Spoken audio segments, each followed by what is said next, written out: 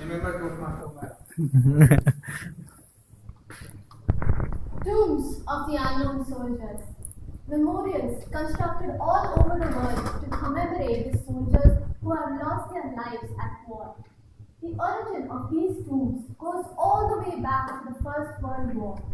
When the war was over, a decision was made to construct one memorial containing the grave of one unknown soldier, but memorializing every single one that died in the war. This tradition caught on with a lot of countries. They gave it different names. In India, the tomb of the unknown soldier is known as the Amar Jawan tomb.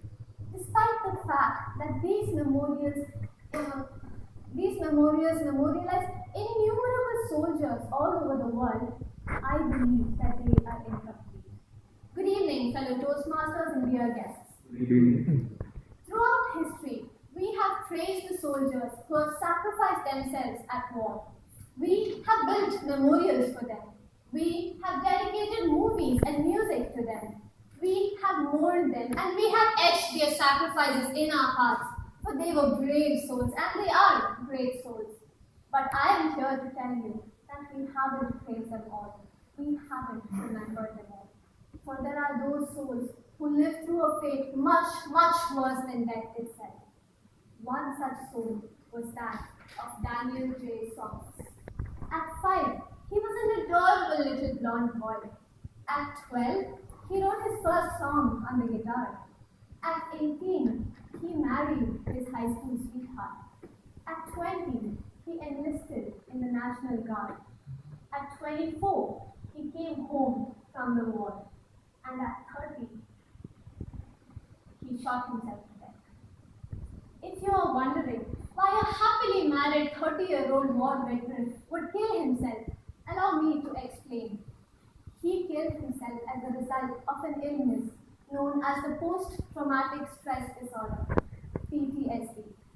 PTSD is an illness of the mind which is triggered when a person goes through a terrifying or a traumatizing experience. War had been traumatizing enough for PTSD to manifest itself in Daniel. He showed every single symptom, starting with insomnia, when he tried to fall asleep night after night in vain and woke up screaming even if he managed to. Hallucinations, when he lay in bed with a towel wrapped around his head, trying to keep the voices out. Emotional numbness, when he realized that he couldn't laugh nor cry about anything. Anger, when he penned in his suicide note that he was too trapped in a war to be at peace, too damaged to be at war. And finally, hopelessness, and he loaded that gun, pointed it to his head, and pulled the trigger. Such is the fate of the soldiers who survived war, my friends. The soldiers who have seen their friends blown to pieces in front of their own eyes. The soldiers who have walked through trenches of blood and gore without sleeping for nights at a stretch. The soldiers who have gone through gut-wrenching experiences as they fought for us. And when they finally had the guts to take their own lives, hoping to find some peace, their families were left behind with nothing. Their families did not get a folded flag. Their families did not get a knock on the door from a military chaplain telling them that their son had died an honorable death. Instead, those families were fated to watch their son die a little by little, day by day, as PTSD gradually took over them. PTSD has been plaguing the world for centuries now, for as long as wars have existed. PTSD is something that perhaps we cannot erase. It is surprising that up to 30% of the war veterans in the United States have been diagnosed with PTSD. Up to 22 veterans kill themselves every single day, even as we speak.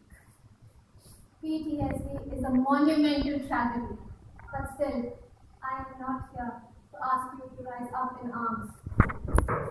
I am not here to ask you to build these heroes a memorial. I am not here to ask you to try to win them a better life. No, I know that where there are battles, there are definitely scars.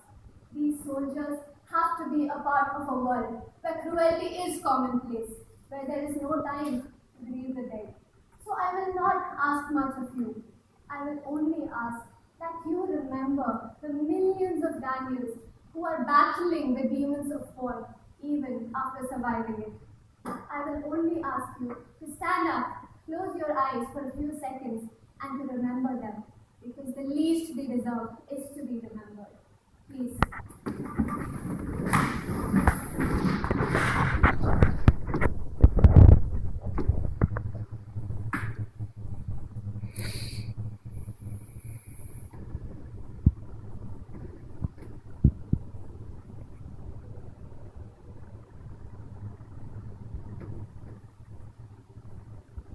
Thank you, everyone. Thank you so much. Over to you.